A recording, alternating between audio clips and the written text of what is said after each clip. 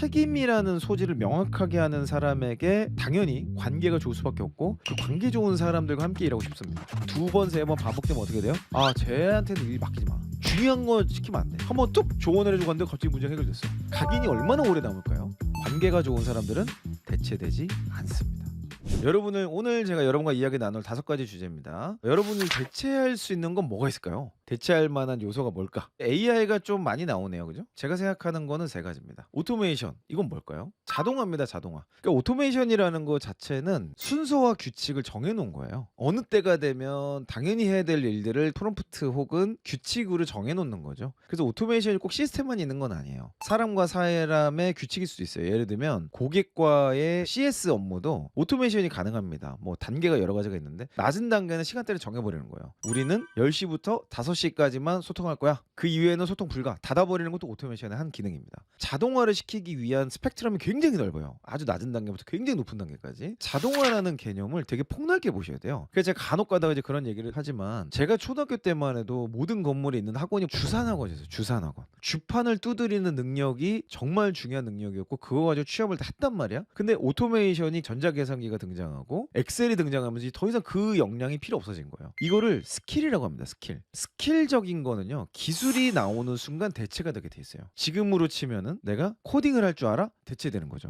어떤 기능적인 거를 수행할 수 있어? 기술이 나오면 다 그걸 대체합니다. 디자인의 상당수는 이미 대체됐죠. 그러니까 오토메이션이라는 것은 새로운 기술이 나와서 이전 기술을 대체하는 거예요. 그러니까 여러분들이 커리어를 고민하실 때 내가 이런 기술을 배우면 취업이 잘 될 거야. 맞지만 대체됩니다. 정말 많은 것들이 대체되고 있어요. 지금 이 순간에도 자동차 누가 만들어요? 이 로봇 암이 만들거든. 잉 해가지고 막 얘가 막 자동차 들었다 놨다 하면서 막 그 왜 그렇게 돼야 돼? 그게 다 오토메이션이에요. 걔가 AI랑 붙으면서 이제는 어떻게 된 거야? 실시간으로 되게 다양한 것들을 할 수 있는 거죠. 예전엔 소프트웨어가 되게 발전을 해서 이만한 로봇암이 할 수 있는 공정 이거 하나밖에 없었다면 AI가 탑재되면서 이제 뭐 지가 스스로 막 갈아 끼우고 훨씬 더 많은 정보를 처리할 수 있는 시대가 된 거죠. 그러니까 처음에 그 디자인 관련된 AI 나왔을 때도 뭐 다 그랬거든. 이게 뭐 사람을 대체하냐? 막 뭐 이랬는데 지금 진짜 다 대체했죠. 제가 보기에는 모든 직무는 다 대체됩니다. 근데 그것조차도 우리를 다 대체할 수 없는데 기능적인 걸 대체하는 게 바로 긱워킹입니다. 회사 내에 굳이 두지 않아도 되는 비핵심 역량을 외부로 돌리는 거. 그래서 아웃소싱이라는 개념이 처음에 나왔고 그 다음에 이제 그 아웃소싱 꼭 기업화할 필요가 없다. 탁월한 개인들과 하면 된다. 그게 이제 프리랜서 개념이었어요. 지금 프리랜서가 어마어마하게 늘었죠. 그러던 게 이제는 기능의 아웃소싱으로 넘어가고 있어요.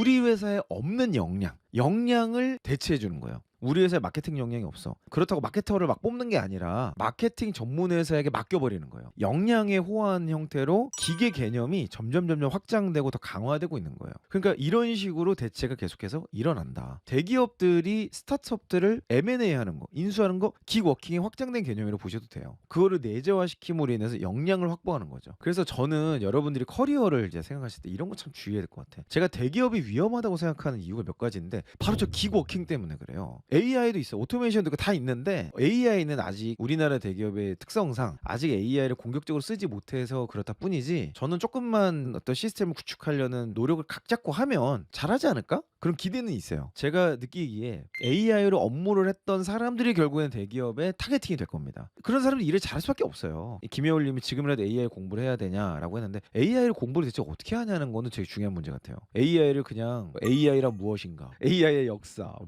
이런 거는 진짜 이제 의미가 없는 거고 내 업무에서 AI를 어떻게 활용할까 이게 진짜 가장 강력한 공부인 것 같아요. 결국엔 그걸 많이 해본 사람을 타겟팅해서 이제 데려오게 될 겁니다. 제가 대기업 지금 얘기를 계속 하고 있는데 대기업이 위험한 이유가 긱워킹 때문인데요. 제가 마케팅을 좀 예로 들어볼게요. 대기업에서 직접 마케팅을 하는 경우가 지금 언젠가부터 거의 없습니다. 대부분 외주를 줘요. 물론 이제 그게 함께 가는 어떤 좋은 이것도 맞아. 그것도 네, 맞아요. 근데 대기업의 마케팅 담당자로서 마케팅 그 자체를 깊이 있게 연구할 만한 기회는 사실은 뺏기는 거예요. 직접 하는 회사도 있겠죠. 그런 회사는 괜찮을 것 같아요. 근데 그 과정에서 AI를 어떻게 쓸 거냐 이게 정말 중요하거든요. 뭐 예를 들면 AI를 이렇게 접목하자라든지 인플루언서랑 협업을 이런 식으로 하자든지 또는 그걸 통해서 요 숫자를 바꾸자든지 이런 기획안이 나와야 되는데 그런 기획까지도 맡기는 경우가 많습니다. 마케팅만 그렇지 않아요. 개발도 외부로 맡깁니다. 그 회사 핵심 역량이 돼야 될 것들을 계속 외부로 맡깁니다. 처음에는 그렇게 시작한 게 아니야. 조금 더 새로운 아이디어 또는 조금 더 빨리 하기 위해서 이렇게 시작했는데 하다 보니까 반응이 좋아. 괜찮네? 하다 보니까 계속 그렇게 하는 거예요. 그러면 이제 어떻게 가요? 점점 대기업의 마케팅 담당은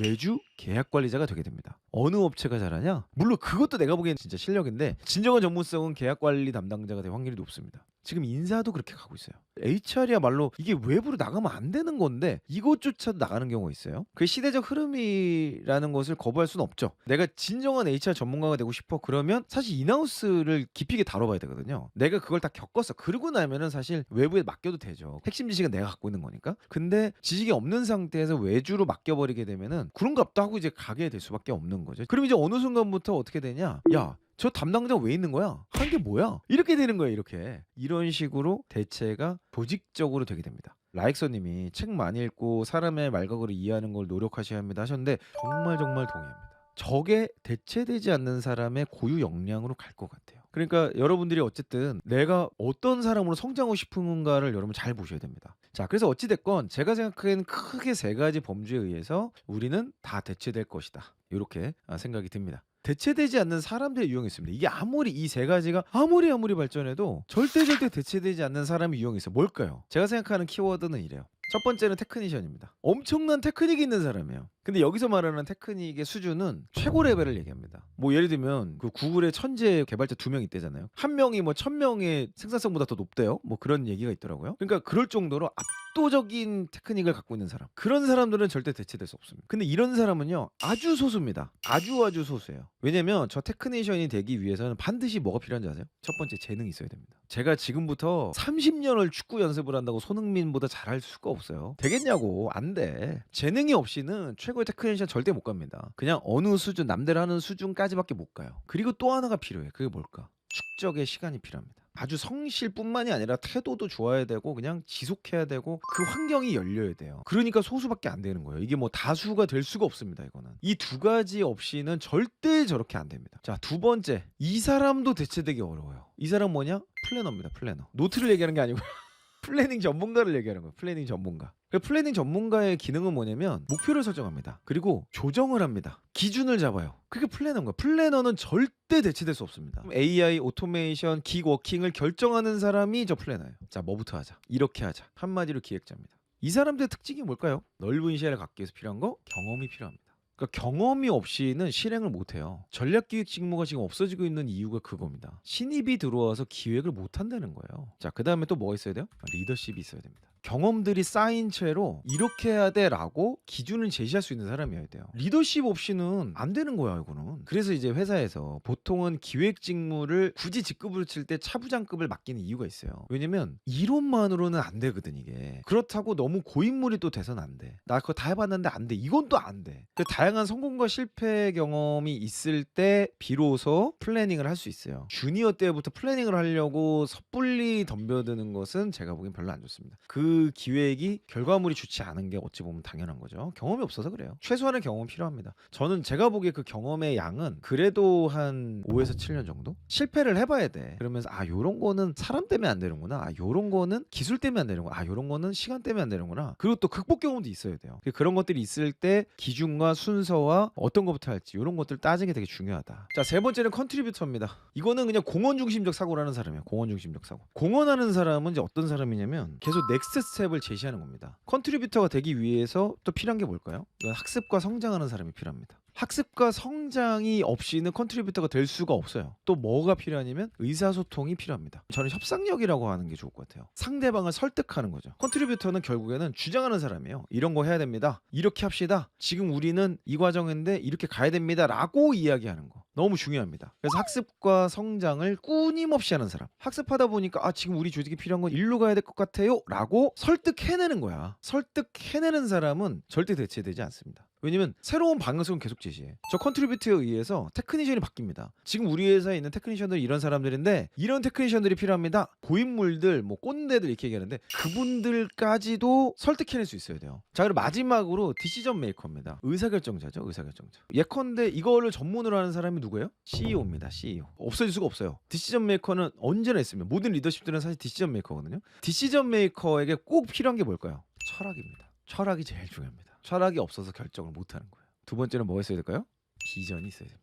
구체적인 과정을 보여줄 수 있어야 돼요. 철학이 없는 사람은 결국 위로 못 돌아갑니다. 못 올라가요. 제품과 이 사업과 조직에 대한 철학을 얘기하는 거죠. 4번 철학과 비전이 명확해야 1, 2, 3번은 올바로 선택하게 됩니다. 그래서 저게 제일 중요한 거예요. 지금 시대가 점점 철학 따위는 없는데 참 재밌는 거는 이 시대를 제패하는 인물들은 대부분 철학 때문에 움직입니다. 테슬라만 해도 그렇지 않나요? 운전을 불편하게 만든대. 근데 그게 운전을 왜 사람이 하냐? 기계가 해야지 라는 철학 때문이라는 거야. 아직 기술력이 안 되니까 그걸 다 구현할 수는 없지만 우리는 계속 발전할 거야. 이런 철학인 거거든. 그 철학이 분명하면 보통 회사가 이상합니다. 뭐가 되게 불편하고 되게 별로인 면이 있어. 우리가 흔히 생각하는 좋은 회사 또는 좋은 대표 이런 느낌은 아니야. 근데 묘하게 거기 끌려. 뭐 이런 거지. 자, 그래서 결론적으로 관계가 좋은 사람들의 특징이 있습니다. 관계가 좋은 사람들은요, 책임을 집니다. 내가 하고 있는 맡은 역할을 책임지는 거예요. 그래서 이제 직무급제 다음 변형된 개념을 역할급이라 그래요. 직무의 값어치를 매기는 게 아니라 역할의 값어치를 매겨야 좀 더 명확하다.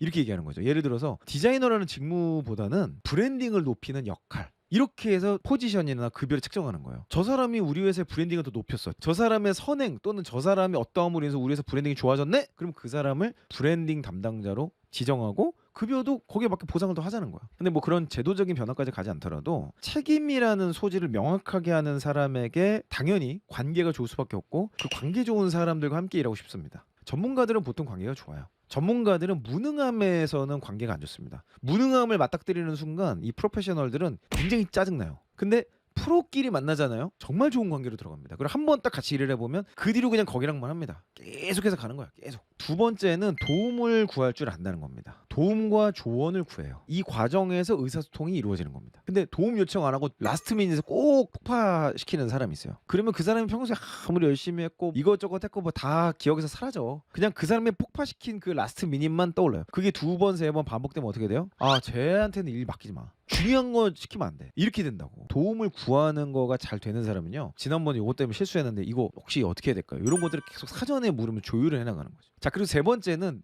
어떤 형태가 되건 도움을 줍니다. 나의 전문성으로.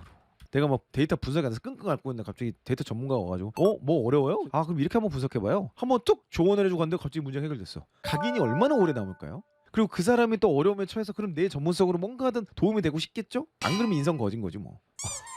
도움을 주고받는 관계가 진짜 좋은 관계예요. 자신의 일에 책임을 지는 게 기본이고, 그 다음에 조언과 도움을 구하고 나의 전문성으로 도움을 주는 사람이 보통은 관계가 좋습니다. 결국에는 조직에서 대체되지 않기 위해서 함께 일하고 싶은 사람들끼리 모여서 이제 일을 하게 됩니다. 그게 이제 채용으로도 연결이 되는 거고, 또 아웃소싱을 주더라도 우리와 문화가 맞고 일하는 방식이 맞는 사람들하고 이제 같이 하게 되는 거죠.